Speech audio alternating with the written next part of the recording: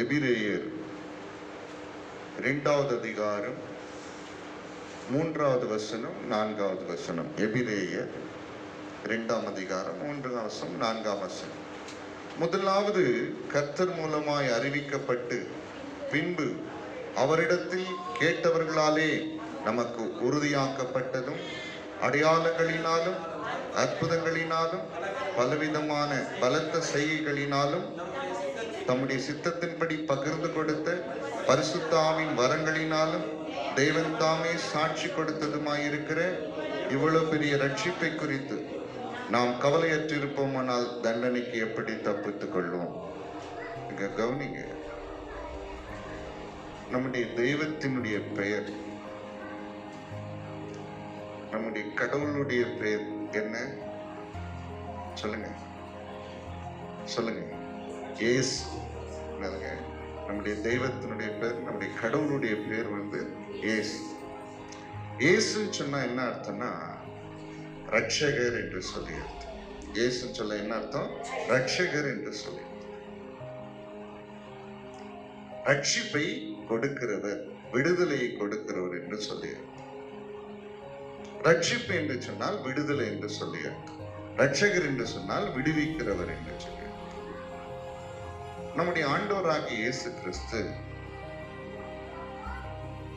நமக்கு ரட்சிப்பை கொடுத்திருக்கிறார். ஆமாவா இல்லையா?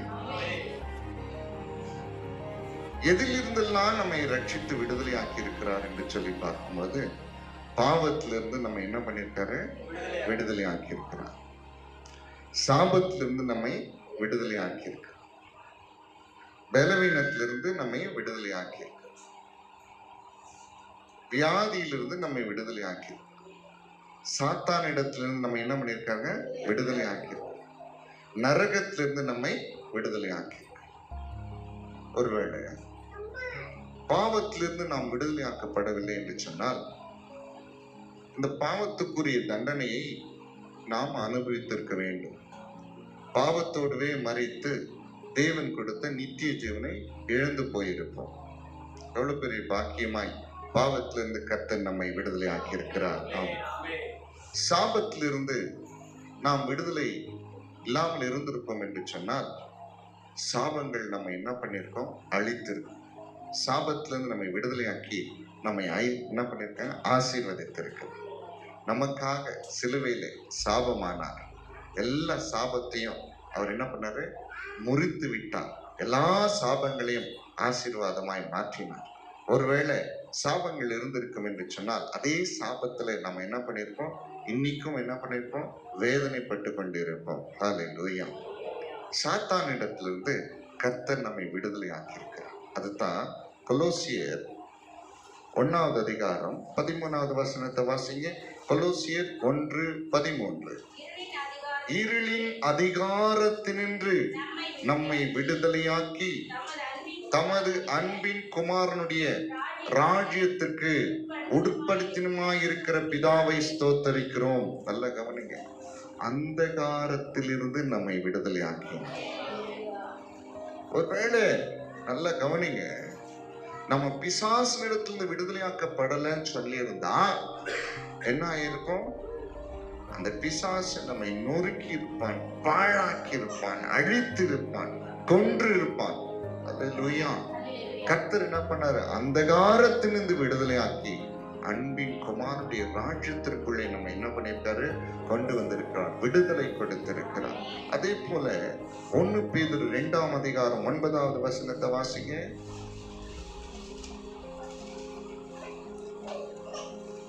நீங்களோ உங்களை அந்தகாரத்தினின்று தம்முடைய ஆச்சரியமான ஒளியினிடத்திற்கு வரவழைத்தவருடைய புண்ணியங்களை அறிவிக்கும்படிக்கு. நல்ல கவனிங்க, அந்தகாரத்திலிருந்து, இருளின் அதிகாரத்திலிருந்து, அந்தகாரத்திலிருந்து நம்மை விடுதலை ஆக்கினார். ஆமென். அதுதான் ரட்சிப்பு. Praise the Lord. ஆமென். பாருங்க, நான் உங்களுக்கு சொல்றேன்,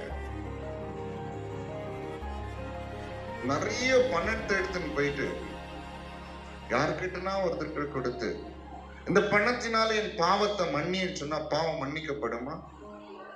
இந்த பணத்தினால என் சாபங்களை மாற்றுங்கன்னு சொன்னா சாபங்கள் மாற்றப்படுமா?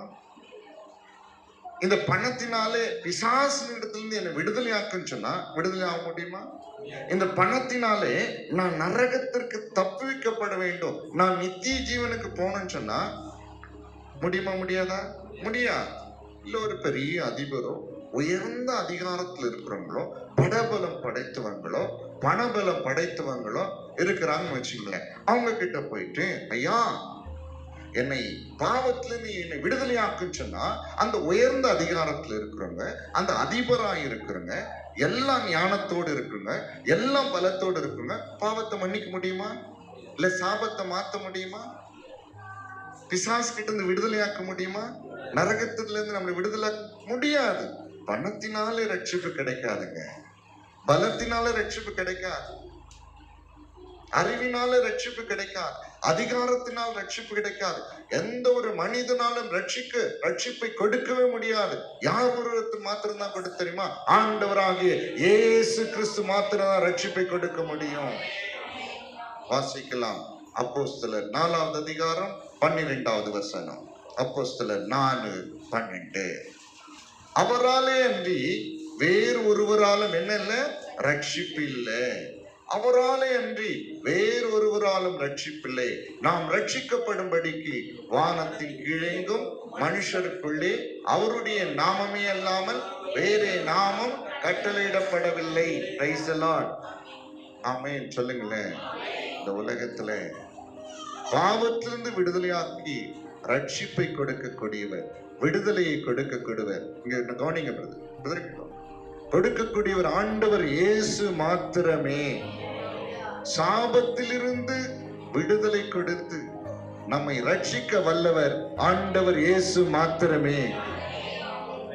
பலவீனத்திலிருந்தும் வியாதியிலிருந்தும் சாத்தானிடத்திலிருந்தும் நம்மை விடுதலையாக்கி ரட்சிப்பை கொடுக்கக்கூடியவர் ஆண்டவர் இயேசு மாத்திரமே.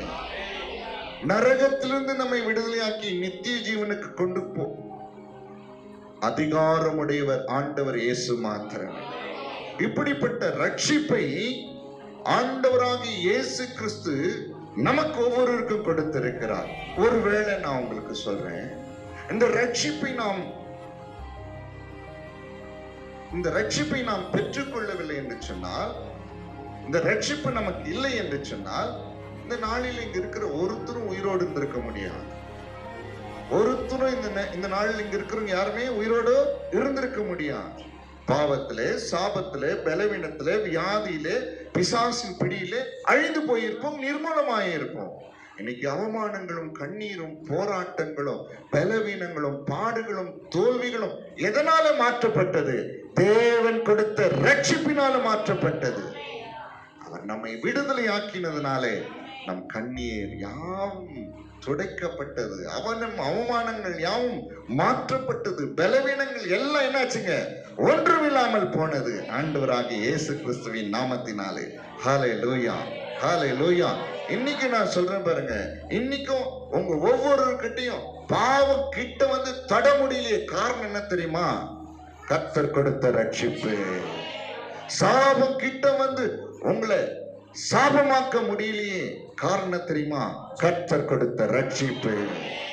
பிசாசு உங்களை கிட்ட வந்து அழிக்க முடியலையே. காரணம் என்ன? தேவனாகி கர்த்தர் ஆண்டவராகி இயேசு கிறிஸ்து கொடுத்த ரட்சிப்பு. வியாதியோ மரணமோ பலவீனமோ நம்மை வந்து ஒன்று சேதப்படுத்தாதபடிக்கு காக்கப்படுகிறோமே. காரணம் என்ன? ஆண்டவராகி இயேசு கிறிஸ்து கொடுத்த ரட்சிப்பு, விடுதலை. ஹல்லேலூயா. இன்னைக்கும் பிசாசு நம்மை பார்த்து பயப்படுகிறதற்கு காரணம் என்ன? சாபங்கள் நம்மை பார்த்து பயப்படுகிறதுக்கு காரணம் என்ன? பாவங்கள் நம்ம கிட்டே வராதபடிக்கு இருக்கிறதுக்கு காரணம் என்ன? நரகத்தினுடைய கிரிகள் நம் மீது ஆளுகை செய்யாமல் இருப்பதற்கு காரணம் என்ன? கர்த்தர் கொடுத்த ரட்சிப்பு, கர்த்தர் கொடுத்த ரட்சிப்பு. ஒருவேளை உங்களுக்கு இந்த ரட்சிப்பு கிடைக்காது இருந்திருப்போம் என்று சொன்னால், நான் இந்த ரட்சிப்பை பெற்றிருக்கவில்லை என்று சொன்னால், இந்த இடத்துல என்னால் இருக்க முடியாது, உங்களையால் இருக்க முடியாது. Praise the Lord. ஆமென். ஆண்டவர் இந்த ரட்சிப்பை கொடுப்பதற்கு என்ன பண்ண தெரியுமா? அவரை உபத்திரவங்களினாலே பூரணமாக்கினாராம். உபத்திரவங்களினாலே பூரணமாக்கினார். சும்மா இந்த ரட்சிப்பை எடுத்து ஆண்டவர் அப்படி கொடுத்தல்ல.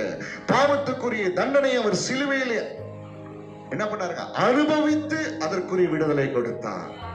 சாபத்துக்குரிய தண்டனை அவர் அனுபவித்து ஆசீர்வாதங்களை கொடுத்தார்.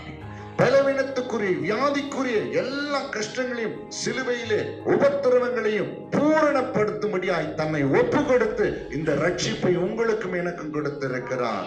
சும்மா கொடுத்துல, சிலுவையிலே அவர் என்ன பண்ணார்? பாவ மாம்சத்தின் சாயலாய் மாறினார். அவமானப்படுத்தப்பட்டார், நொறுக்கப்பட்டார், காரி உமிழப்பட்டார், துப்பப்பட்டார், காயப்பட்டார், ரத்தம் சிந்தினார், மரித்தார். இதெல்லாம் அவர் இதெல்லாம் அவர் அனுபவித்ததனால தான் அக்கிரமக்காரர்கள் ஒருவராக எண்ணப்பட்டார், இடுக்கண்ணிலும் நியாயம் தீர்ப்பில் எடுக்கப்பட்டார். இதெல்லாம் ஆண்டவராக இயேசு கிறிஸ்து ஒவ்வொன்றாக செய்ததின் நிமித்தம் மாத்திரம்தான் நம்முடைய ரட்சிப்பின் அதிபதி உபத்திரவங்களினாலே தன்னை பூரணப்படுத்தும்படி ஒப்பு கொடுத்ததினால் தான் இந்த ரட்சிப்பு உங்களுக்கும் எனக்கும் கிடைத்திருக்கிறது. அவ்வளவு ஈஸியா கிடைச்சில்லைங்க. நீங்களும் நானும் ரட்சிக்கப்படணும், நீங்களும் நானும் விடுதலையாக்கப்படணும் தான் அவர் தம்முடைய சரீரத்தில் எல்லா ரத்தத்தையும் சிந்தினா. அவர் உயர்ந்த கடவுள், மகாதேவனவர், ராஜாதி ராஜனவர், கத்தாதி கத்தரவர், ஒருவரும் சேரக்கூடாத ஒளியில் வாசம் பண்ணுகிற சர்வலோகத்தின் நியாயாதிபதி, சர்வலோகத்தின் ஆண்டவர் அவர், சாவாமை உள்ளவர் அவர், என்றைக்கும் ஜீவித்து இருக்கிறவர், ஆதியும் அந்தமானவர், அல்பாவும் ஒமேகாமானவர். அப்படிப்பட்ட உயர்ந்த தேவனாகிய கர்த்தர் எல்லா பாடுகளையும், எல்லா வேதனைகளையும், எல்லா துன்பங்களையும், போராட்டங்களையும், அவமானங்களையும் சகித்ததற்கு காரணம் என்ன தெரியுமா? உங்களுக்கும் எனக்கும் ரட்சிப்பை கொடுக்க வேண்டும் என்பதற்காகத்தான். தன்னை உபத்திரவங்களினாலே பூரணப்படுத்தும்படி சிலுவையில் அப்படியே ஒப்பு கொடுத்தார். பாவ மாம்சத்தின் சாயலாக ஒப்பு கொடுத்தார், பாவத்தை போக்கும் பலியாக ஒப்பு கொடுத்தார், பாவமாக்கப்பட்டார். புரியுதுங்களா? இப்படித்தான் ஆண்டவர் ரட்சிப்பை நமக்கு கொடுத்திருக்கிறார். இந்த ரட்சிப்பு நம்மை வந்து சேர்ந்த விதம் ரொம்ப ஆச்சரியமான விதமா இருக்கும்.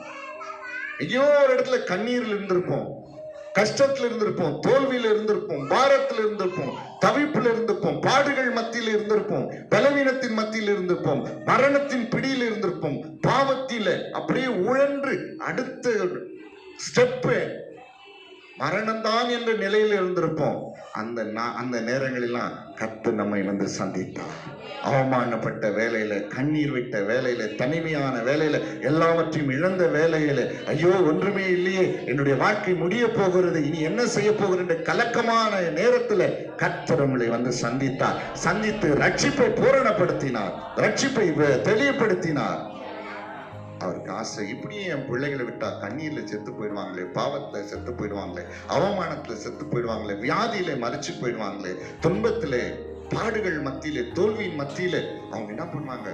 துவண்டு வேதனைப்பட்டு இந்த உலகத்தை விட்டு வேதனையோடு கடந்து போவார்களே, இவருடைய முடிவு ரொம்ப அகோரமாய் இருக்குமே, நரகத்திலே தள்ளப்படுவார்கள் என்று சொல்லி ஆண்டவர் ஒவ்வொரு மீது அன்பு வைத்து இந்த ரட்சிப்பை அற்புதங்களினாலும் அடையாளங்களினாலும் நம்ம என்ன பண்ணாரு? சந்தித்து அந்த ரட்சிப்பை நமக்கு கொடுத்திருக்கிறார். இங்க இருக்கிற ஒவ்வொருவரையும் நான் கேட்டா ஒவ்வொரு அனுபவமா நீங்க சொல்லுவீங்க. நீங்க எப்படி உங்களை ஆண்டவர் சந்தித்தார்னா, ஐயா துன்பத்தின் மத்தியில இருந்தேன், கர்த்தர் என்ன சந்தித்தார். வியாதியில் இருந்தேன், ஏசாமி கிட்ட வந்து என் வியாதியை சுத்தமாக்கி எனக்கு ரட்சிப்பை கொடுத்தார். பிசாசின் பிடியில இருந்தேன், கர்த்தர் என்னை விடுதலையாக்கி அவருடைய அன்பை வெளிப்படுத்தி இந்த ரட்சிப்பை எனக்கு கொடுத்தார். பாவத்தில் இருந்தேன், என் பாவத்தெல்லாம் மன்னித்து பரிசுத்தமாக்கி அவருடைய அற்புதங்களினாலும் அடையாளங்களினாலும் இந்த ரட்சிப்பை என்ன பண்ணார்? எனக்கு கொடுத்தார். இன்றைக்கு நான் சொல்கிற காரணம் என்ன சொன்னேன்னா, இந்த இவ்வளோ பெரிய ரட்சிப்பை குறித்து இன்னைக்கு இருக்கிற ஜனங்களுக்கு என்ன கவலை இல்லாம இருக்கும்.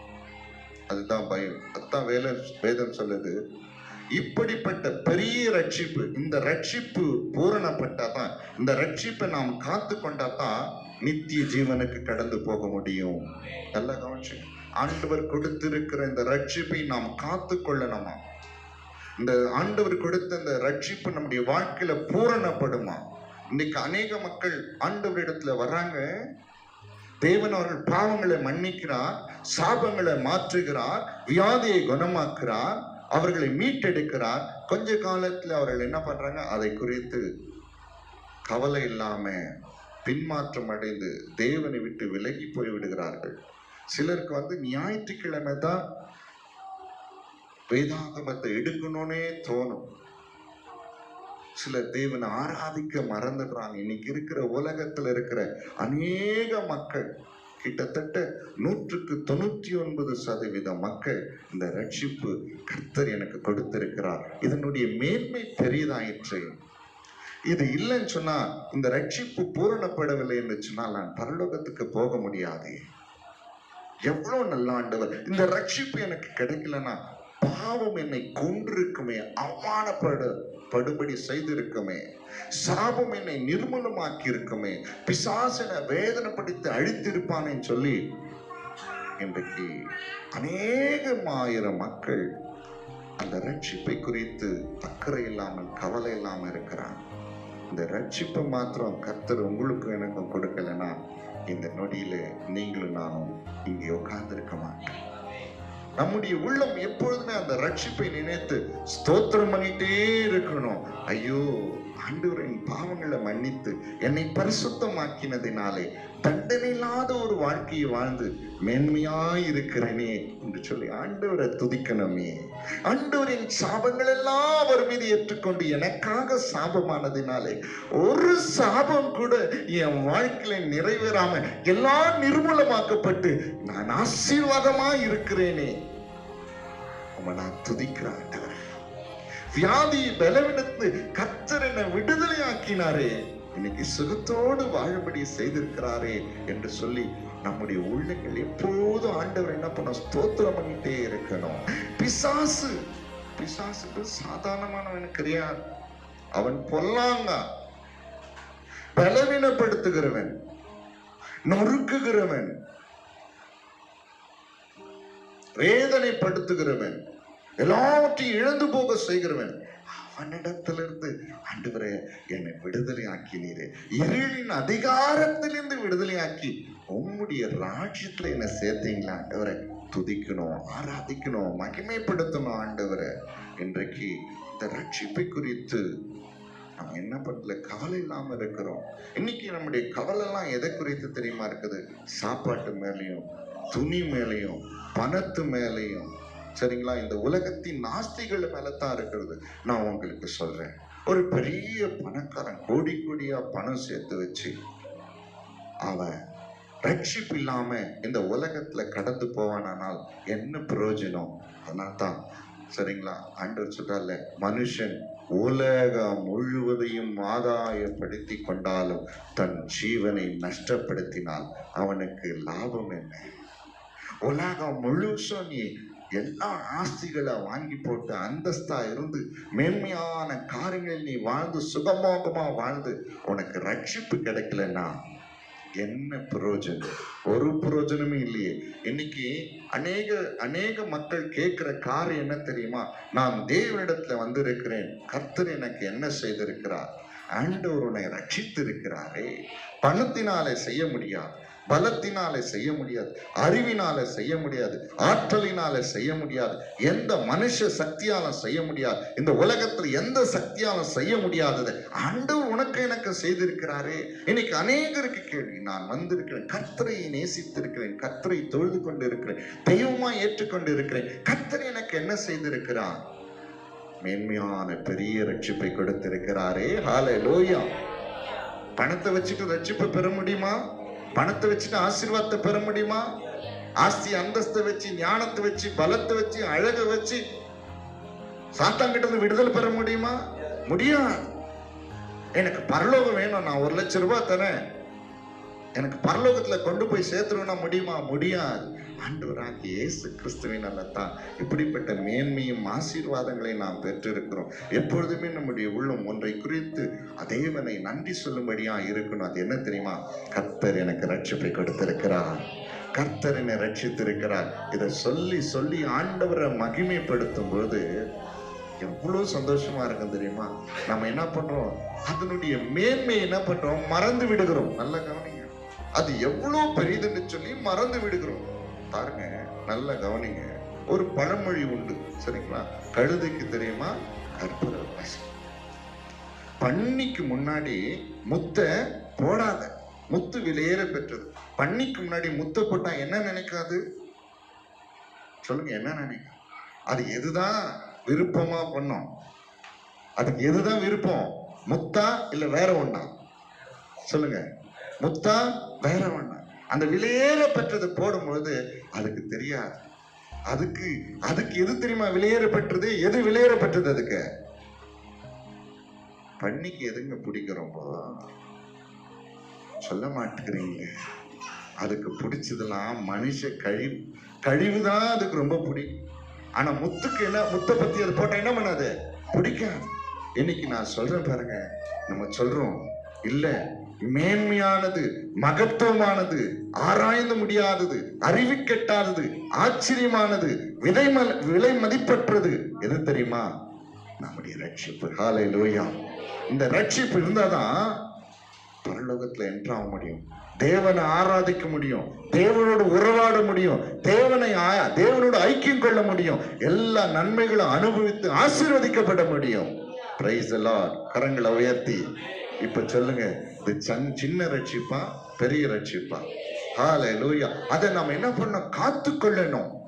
ஐயோ, இந்த ரட்சிப்பு என் நீதியினால் வரல, நான் செத்து போகிறதுக்காக, நான் பலவீனத்தோடு, பாடுகளோடு, அவமானத்தோடு, கண்ணீரோடு இருந்தபோது கர்த்தர் என்னை தேடி வந்து எனக்கு கொடுத்தது. அதை நான் பத்திரமா வச்சுக்கணும். என்ன சொன்னோம்? இதை என்ன பண்ணோம்? பத்திரமா வச்சுக்கணும். எந்த சூழ்நிலையிலும் தேவன் கொடுத்த இந்த ரட்சிப்பின் வாழ்க்கையை நான் என்ன பண்ணக்கூடாது?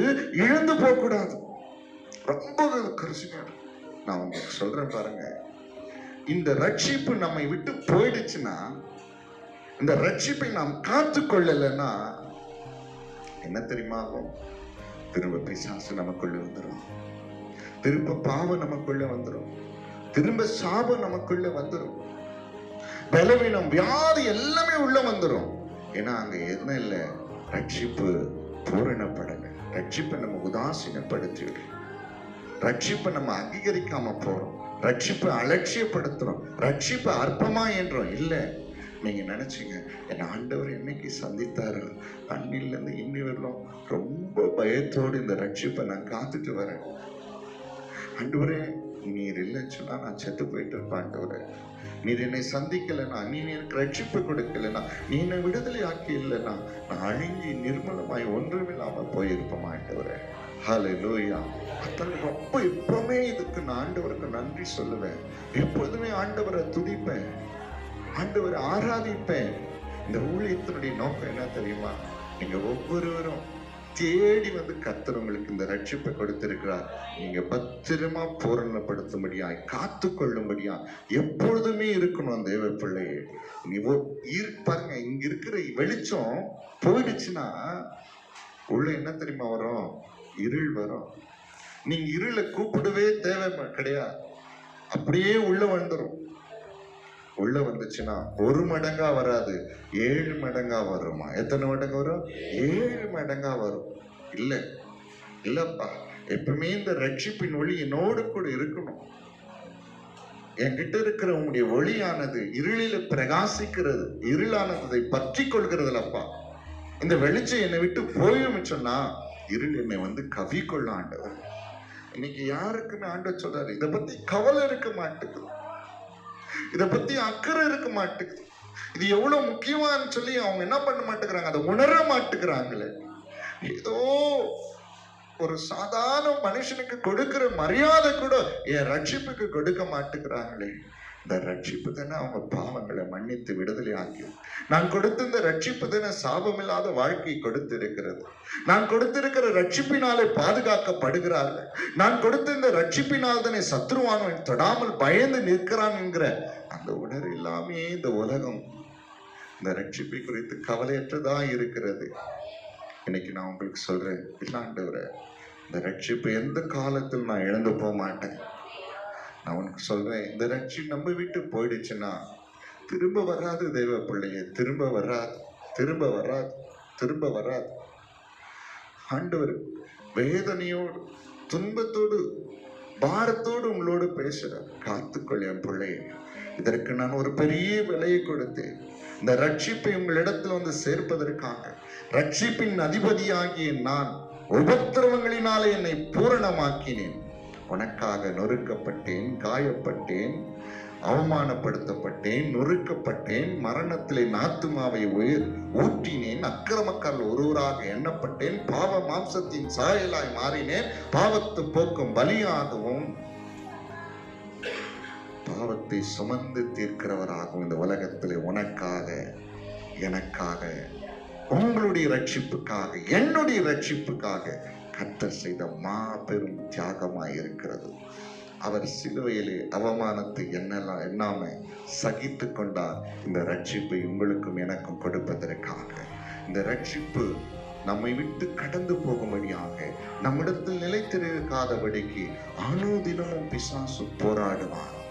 வேதத்தை நல்லா வாசித்து, நல்லா ஜெபம் பண்ணி, ஆராதித்து, துதித்து, ஒவ்வொரு ஞாயிற்றுக்கிழமையும் தேவ சமூகத்துல உங்களை அர்ப்பணித்து, ஐயா இந்த ரட்சிப்பு ஒரே ஒரு நொடி கூட என்னை விட்டு என்ன பண்ணக்கூடாது, போயிடக்கூடாது ஆண்டவரே, இப்போது என்னோட கூட இருக்கணும்னு சொல்லி ஆண்டவரை பற்றி கொள்ளுங்க. இது மேன்மையானது.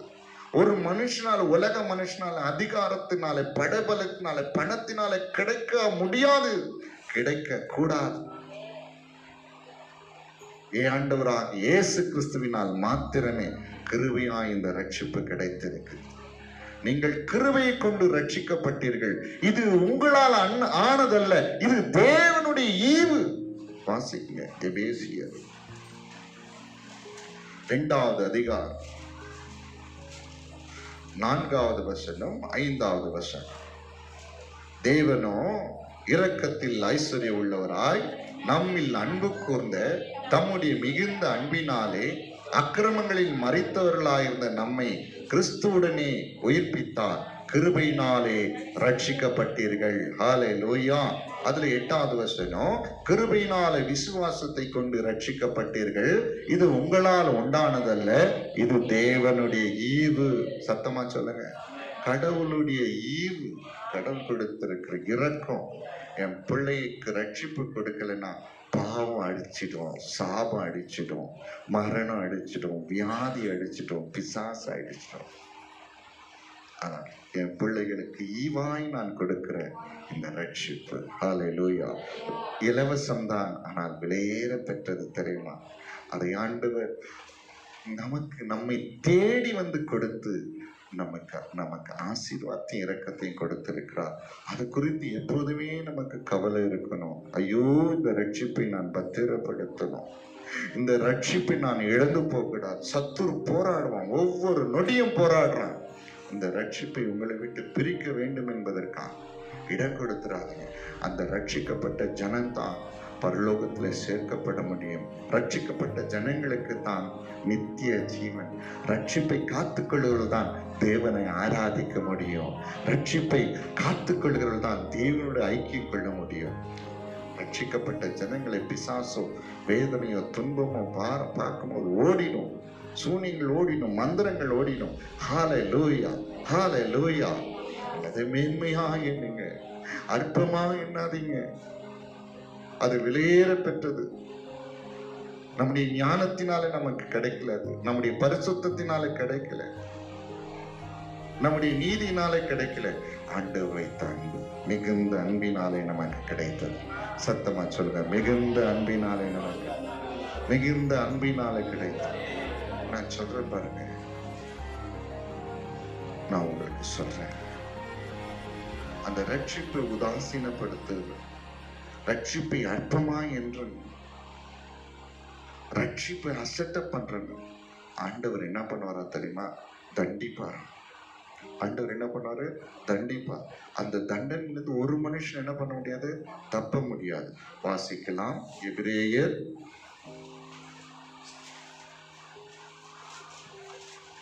10வது அதிகாரம் 29வது வசனம். அதுக்கு முன்னாடி சரிங்களா, 26, 27 உங்களுக்காக நான் வாசிக்கிறேன். சத்தியத்தை அறியும் அறிவை அடைந்த பின்பு நாம் மனப்பூர்வமாய் பாவம் செய்கிறவர்களாய் இருந்தால் பாவத்தின் நிமித்தம் செலுத்தத்தக்க வேறொரு வழி இல்லாமல் நியாயத்தீர்ப்பு வரும் என்று பயத்தோடு எதிர்பார்க்குதலும் விரோதிகளை பட்சிக்கும் கோபாக்கினமே இருக்கும். 29வது வசனம், தேவனுடைய குமாரனை காலின் கீழ் மிதித்து தன்னை பரிசுத்தம் செய்த உடன்படிக்கையின் இரத்தத்தை அசுத்தம் என்று எண்ணி கிருபையின் ஆவியை நிந்திக்கிறவன் எவ்வளவு கொடிதான ஆக்கினைக்கு பாத்திரவனாயிருப்பான். பார்த்தீங்களா? நல்ல கவனிங்க. இந்த ரட்சிப்பை உதாசீனப்படுத்துகிறவர்கள், இந்த ரட்சிப்பை ஏற்றுக்கொள்ளாதவர்கள், இந்த ரட்சிப்புக்கு கனத்தை கொடுக்காதவர்கள் நிச்சயமா ஒரு நாள் அந்த நாளிலே தண்டிக்கப்படுவார்களாம். அந்த நாளிலே தண்டிக்கப்படுவார்கள். பயம் இருக்கணும் நமக்கு. யாரை குறித்து பயம் இருக்குதோ இல்லையோ, ஐயா நீர் எனக்கு கொடுத்த இந்த ரட்சிப்புக்காக நான் பயப்படுகிறேன், இதை நான் காத்துக்கொள்கிறேன், எந்த விதத்திலும் நான் என்ன பண்ண மாட்டேன், இழந்து போக மாட்டேன். உன் ரட்சிப்பு தான் என் பாதுகாப்பு, உன் ரட்சிப்பு தான் என் பலன், உன் ரட்சிப்பு தான் என் பரிசுத்தம், உன் ரட்சிப்பு தான் என் பலன், உன் ரட்சிப்பு தான் என் ஆசீர்வாதம், உன் ரட்சிப்பு தான் சத்துருவிடத்திலிருந்து என்னை பாதுகாக்கும், உன் ரட்சிப்பு தான் என்னை நித்திய ஜீவன் வரையில கொண்டு சேர்க்கும். கிருபையாய் கொடுத்திருக்கிறார், கிருபையாய் கொடுத்திருக்கிறார். இழந்து போவோம் என்று சொன்னால் திரும்ப அதை பெற்றுக்கொள்ள முடியாது. கிருபையை கொண்டு ரட்சிக்கப்பட்டிருக்கு, விசுவாசத்தை கொண்டு கிருபையினாலே ரட்சிக்கப்பட்டிருக்கீங்க. இது தேவனுடைய ஈவு, தேவனுடைய ஈவு. நான் ஒவ்வொரு முறையும் தேவ சமூகத்துல உட்காரும் போது, ஏசாமி நினைக்கும் போது என் கண்ணிலிருந்து தண்ணி வந்துட்டே இருக்கும். அழுதுட்டே இருப்பேன். ஏன் தெரியுமா? இவ்வளோ பெரிய பாக்கியத்தை கொள்ளாதவனா என்னை மாற்றினீரே ஆண்டவரே. இந்த பரிசுத்தத்தை கொடுத்தீரே, இந்த ஆசீர்வாதத்தை கொடுத்தீரே, இந்த சுகத்தை கொடுத்தீரே. பிசாசு இடத்துல என்னை என்ன பண்ணீங்க ஆண்டவரே, விடுதலை ஆக்கினீங்களே. அதனால தான் எனக்கு சந்தோஷம், அதனால தான் எனக்கு சமாதானம், அதனால தான் எனக்கு மேன்மை, அதனால தான் எனக்கு உயர்வு, அதனால தான் எனக்கு பாதுகாப்பு. இந்த ரட்சிப்பில் நான் அழிஞ்சு போயிருப்பேன் ஆண்டவரே. ஹல்லேலூயா, ஹல்லேலூயா சொல்லலாம். எப்பவுமே ஆண்டவரை துதிங்க. உலகத்தில் இருக்கிறது எல்லாமே அழிஞ்சு போகக்கூடியது, அதெல்லாம் உங்களுக்கு ரட்சிப்பை கொடுக்காது. இந்த ரட்சிப்பு மாத்திரம்தான் என்னைக்குமே நிலைத்திருக்கிறது. இதை நீங்க உறுதியா பற்றிட்டீங்கன்னா, இதை அசட்ட செய்யாம இருந்தீங்கன்னா, உங்களுக்கு எல்லா ஆசீர்வாதத்தையும் ஆண்டவர் கூடவே கொடுத்துருவாரு.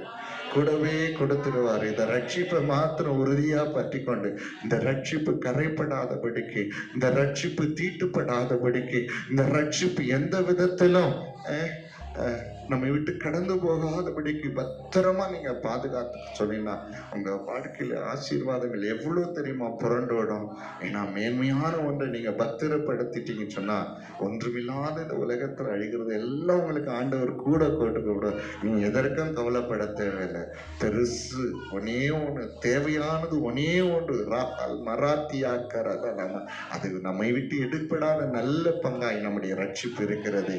அந்த ரட்சிப்பை காத்துக்கொள்ளுங்க, அந்த ரட்சிப்புக்கு நன்றி சொல்லுங்க, அந்த ரட்சிப்பினாலே தேவனை ஆராதிங்க, ஆண்டவரை துதிங்க. என்ன தேடி வந்து ஆண்டவர் இந்த மேன்மையான ரட்சிப்பை கொடுத்தாரே, என்னை பரிசுத்தப்படுத்தி பரிசுத்தவானுடைய தகுதியை நீதி எனக்கு கொடுத்தாரே, அவருடைய ராஜ்யத்தில் என்னை கொண்டு போய் வைத்திருக்கிறாரே, ஆச்சரியமான ஒளியில என் வாழ்க்கையை என்ன பண்ணிருக்காரு, அலங்கரித்து இருக்கிறாரே. இதற்கெல்லாம் காரணம் தேவனாதி தேவனின் ஆண்டவராகி இயேசு கிறிஸ்து சிலுவையில எனக்காக சம்பாதித்து கொடுத்த ரட்சிப்பாயிற்று. அந்த ரட்சிப்பு என் வாழ்க்கையில் இல்லைன்னா, இன்னைக்கு உலகத்தில் ஆயிரம் மக்கள், கோடிக்கான மக்கள் இந்த ரட்சிப்பு இல்லாததினாலே, விடுதலை இல்லாததினாலே, மீட்பு இல்லாததினாலே, மீட்பரின் சத்தத்தை அசட்டை பண்ணினதினாலே, மீட்பரை ஏற்றுக்கொள்ளாததினாலே ஆயிரம் மக்கள், கோடிக்கணக்கான மக்கள் பைத்தியங்களாய் அலைந்து கொண்டிருக்கிறார்கள், தற்கொலை செய்து கொண்டிருக்கிறார்கள், மனநிலைமை பாதிக்கப்பட்டவர்களாய் இருக்கிறார்கள். இன்னைக்கு ஆண்டவர் கிருபையா இந்த ரட்சிப்பை உனக்கு எனக்கு கொடுத்திருக்கிறார். கரங்களை உயர்த்தி ஸ்தோத்திரம் பண்ணலாமா? ஆண்டவரே, இந்த ரட்சிப்பு எனக்கு போதுமானது ஆண்டவரே, இந்த ரட்சிப்பு எனக்கு போதுமானது. எங்கேயோ நான் இருந்த ஆண்டவரே, அவமானத்துல, பாவத்துல, பலவீனத்துல, வியாதியில, துன்பத்துல, பிசாசு பிடியில எங்கேயோ நான் இருந்தேன். என்னை தேடி வந்து அக்கிரமங்களினாலே, பாவங்களினாலே மறித்திருந்த என்னை தேவனே என்னிடத்தில் அன்பு கூர்ந்த முடியும் மிகுந்த அன்பினாலே எனக்கு இந்த ரட்சிப்பை கொடுத்திருக்கீங்களே. கிருபையினாலே நான் ரட்சிக்கப்பட்டு இருக்கிறேனே. நான் உமக்கு நன்றி சொல்லுகிறேன் ஆண்டவரே. நான் உமக்கு நன்றி சொல்லுகிறேன் ஆண்டவரே. நான் உமக்கு நன்றி சொல்லுகிறேன் ஆண்டவரே. இந்த ரட்சிப்பை நான் காத்துக்கொள்வேன் ஆண்டவரே.